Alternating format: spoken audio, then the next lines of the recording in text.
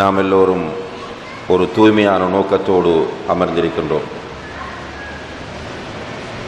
இந்த அருமையான சந்தர்ப்பத்திலே நம்மிடத்தில்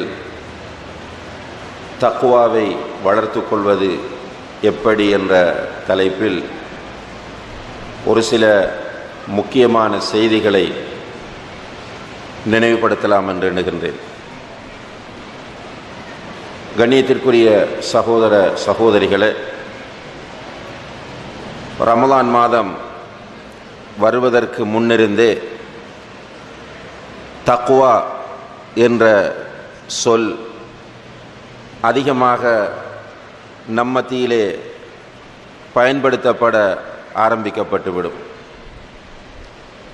தக்வா என்ற சொல்லை தெரியாதவர்கள் நம்முடைய சமுதாயத்திலே யாருமே கிடையாது. அந்த அளவுக்கு பரிச்சயமான ஒரு சொல்லாக இது இருந்து கொண்டிருக்கிறது. உண்மையிலேயே ஒவ்வொரு மனிதனுக்கும் மிக அவசியமான ஒன்றுதான் தக்வாவாகும். இந்த தக்வாதான் ஒரு மனிதனுடைய வெற்றியின் அடிப்படையாக இருந்து கொண்டிருக்கிறது. அல்லாஹு தஆலா அல் குர்ஆனின் பல இடங்களில் இதை வலியுறுத்துவதை நாம் பார்க்கலாம். வல் ஆகிபத்து லில் முத்தகீன், இறுதி முடிவு தக்வா உள்ளவர்களுக்குத்தான் இருக்கிறது. வல் ஆகிபத்து லித் தக்வா, இறுதி முடிவு தக்வாவுக்குத்தான் இருக்கிறது. இன்னலில் முத்தகீன மஃபாஸா, நிச்சயமாக தக்வா உள்ளவர்களுக்குத்தான் வெற்றி இருக்கிறது. உன்னுடைய ரப்பிடத்தில் மறுமையிலே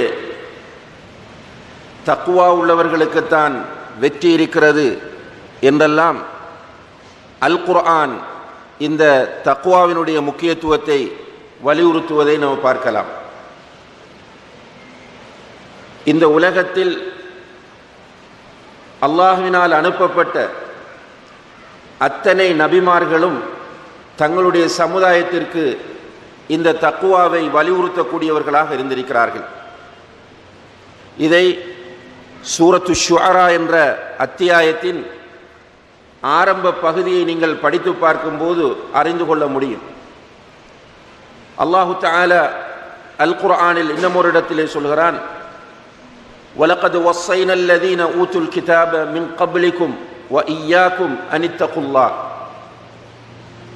உங்களுக்கு முன்னால் இருந்தவர்களுக்கும், நபியை பார்த்து அல்லாஹ் சொல்கிறான், உங்களுக்கு முன்னால் இருந்தவர்களுக்கும் உங்களுக்கும் நாம் செய்த வசியத் என்னவென்றால் இத்தகுல்லா, அல்லாஹ்வை தக்வா செய்து கொள்ளுங்கள் என்பதுதான் என்று அல்லாஹு தஆலா சொல்கிறான்.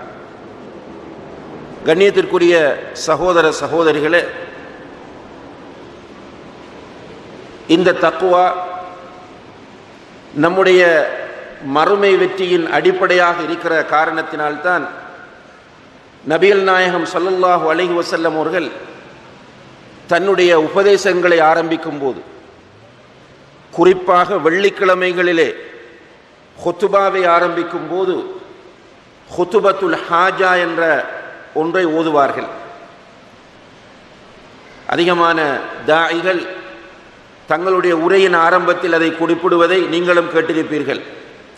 இன்னல் ஹம்தலில்லாஹ் நஹ்மதுஹு வ நஸ்தஈனுஹு வ நஸ்தக்ஃபிருஹு என்று வரக்கூடிய அந்த ஹுத்துபத்துல் ஹாஜா, இந்த ஹுத்துபத்துல் ஹாஜாவை 3 குர்ஆன் வசனங்களை ஓதி நபி ஸல்லல்லாஹு அலைஹி வஸல்லம் அவர்கள் செய்வார்கள்.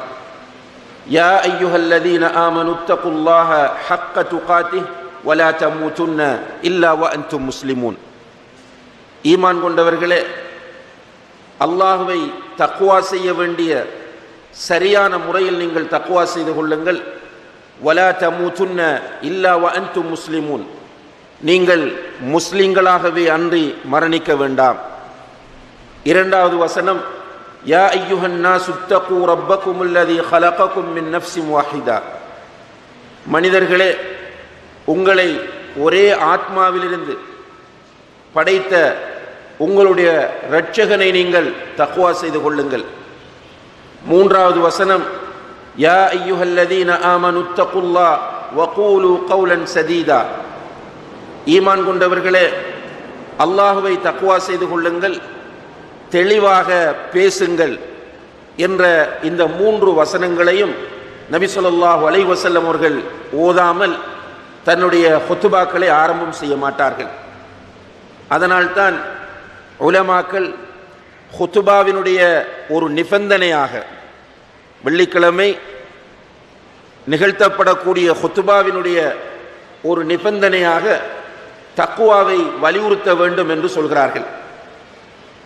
நபிகள் நாயகம் ஸல்லல்லாஹு அலைஹி வஸல்லம் அவர்களிடத்தில் மிக முக்கியமான சந்தர்ப்பங்களில் சஹாபாக்கள் வசியத் செய்யுமாறு வேண்டுகிற போது நபி ஸல்லல்லாஹு அலைஹி வஸல்லம் அவர்கள் செய்யக்கூடிய வசியத் தக்வாவை கொண்டுதான் இருந்தது. இர்பாத் இப்னு சாரியா ரலியல்லாஹு அன்ஹு என்ற நபித்தோழர் அறிவிக்கிறார், வஅதனா ரசூலுல்லாஹி ஸல்லல்லாஹு அலைஹி வஸல்லம் மௌஇதா, ஒரு நாள் நபிகள் நாயகம் ஸல்லல்லாஹு அலைஹி வஸல்லம் அவர்கள் எங்களுக்கு ஒரு உபதேசம் செய்தார்கள். வஜ்லத் மின்ஹல் குலூப், அந்த உபதேசத்தை கேட்டு எங்களுடைய உள்ளமெல்லாம் பயந்து போயிருந்தது. வதரஃபத் மின்ஹல் உயூன், எங்களுடைய கண்கள் எல்லாம் கண்ணீர் சிந்திக் கொண்டிருந்தன. அந்த நேரத்தில் ஒருவர் எழுந்து கேட்கிறார், கஅன்னஹா மௌஇதத்து முவத்திஇன் ஃபஅவ்ஸினா யா ரசூலல்லாஹ், அல்லாஹ்வுடைய தூதரே, நீங்கள் செய்கிற இந்த உபதேசத்தை பார்த்தால் விடை பெறுகிற ஒருவருடைய உபதேசம் போன்றிருக்கிறது. எனவே எங்களுக்கு நீங்கள் வசியத்து செய்யுங்கள் என்று கேட்கிறார். அதற்கு நபி ஸல்லல்லாஹு அலைஹி வஸல்லம் அவர்கள் சொன்னார்கள், ஊஸீகும் பித்தக்வல்லாஹ், உங்களுக்கு நான் அல்லாஹ்வை தக்வா செய்யுமாறு வசியத் செய்கிறேன் என்று சொன்னார்கள். இப்படி பல சந்தர்ப்பங்களில் அவர்களிடம் வசியத் செய்யுமாறு வேண்டப்பட்ட நேரங்களிலெல்லாம் அல்லாஹுவை தக்வா செய்து கொள்ள வேண்டும் என்று அவர்கள் வசியத் செய்திருப்பதை நாம் பார்க்கிறோம். இவற்றிலிருந்து தக்வா என்பது எவ்வளவு முக்கியமானது என்பதை நாம் புரிந்து கொள்ளலாம். அது மட்டுமல்ல, இந்த உலகத்தில் நம்முடைய வாழ்க்கை சிறந்த முறையில் அமைவதற்கும் நாம் பாதுகாப்பாக வாழ்வதற்கும் தக்வா அவசியம் என்பதை அல் குர்ஆன் நமக்கு சொல்கிறது. உதாரணமாக அல்லாஹு தஆலா சொல்கிறான், வமன் யத்தகில்லாஹ யஜ்அல் லஹு மக்ரஜா, யார் அல்லாஹ்வை தக்வா செய்து வாழ்கிறாரோ அவருக்கு அல்லாஹ் எல்லா பிரச்சனைகளிலிருந்தும் வெளியேறுவதற்குரிய வழியை ஏற்படுத்துகிறான். யார் அல்லாஹ்வை தக்வா செய்து வாழ்கிறாரோ அவர் பிரச்சனைகளிலிருந்து வெளியிறங்கக்கூடிய வழிகளை அல்லாஹ் அவருக்கு ஆக்குகிறான். வயர்ஸுகுஹு மின் ஹைஸு லா யஹ்தஸிப், மேலும் அவர் புரியாத வழிகளில் அவருக்கு அல்லாஹ் ரிஸ்கை கொடுக்கிறான் என்று அல்லாஹு தஆலா அல் குர்ஆனிலே சொல்கிறான். இப்போ நெருக்கடிகளில், சிக்கல்கள், பிரச்சனைகளிலிருந்து ஒருவர் வெளியேற வேண்டுமாக இருந்தால் அவருக்கு தக்வா அவசியம் என்பதை அல்லாஹு தஆலா சொல்கிறான். அதே போன்று தக்வாவோடு இருக்கிறவர்களுக்கு ரிஸ்க் என்பது அவர்கள் அறியாத விதமாக அவர்களுக்கு வந்து கொண்டே இருக்கும். ரிஸ்க் என்று சொல்லும் போது வெறுமனே பொருளாதாரம் மாத்திரமல்ல, கல்வியும் ரிஸ்க் தான், குழந்தை பாக்கியமும் ரிஸ்க் தான், நிம்மதியும் ரிஸ்க் தான். இப்படி எல்லா விதமான ரிஸ்க்குகளும் தக்வா உள்ளவர்களுக்கு கிடைக்கும் என்பதை அல்லாஹு தஆலா சொல்கிறான். அதே போன்று இன்னும் ஒரு இடத்திலே அல்லாஹ் சொல்கிறான், வமன் யத்தகில்லாஹ யஜ்அல் லஹு மின் அம்ரிஹி யுஸ்ரா, யார் அல்லாஹ்வை தக்வா செய்து வாழ்கிறாரோ அவருடைய எல்லா காரியங்களையும் அல்லாஹ் இலகுபடுத்துவான். யார் தக்வா உள்ளவர்களாக அல்லாஹ்வை தக்வா செய்து வாழ்கிறார்களோ அவர்களுடைய எல்லா காரியங்களையும் அல்லாஹ் இலகுபடுத்தி வைக்கிறான் என்று அல்லாஹு தஆலா சொல்கிறான். காரியங்கள், நம்முடைய வாழ்க்கையில் உள்ள எல்லா விஷயங்களும் இலகுவாக வேண்டும் என்றால் தக்வா அவசியம் என்பதை அல்லாஹு தஆலா இங்கே நமக்கு சொல்கிறார். அதே போன்று அல்லாஹு தஆலா தக்வா உள்ளவர்களோடு இருப்பதாக அல் குர்ஆனிலே அல்லாஹ் சொல்கிறான்.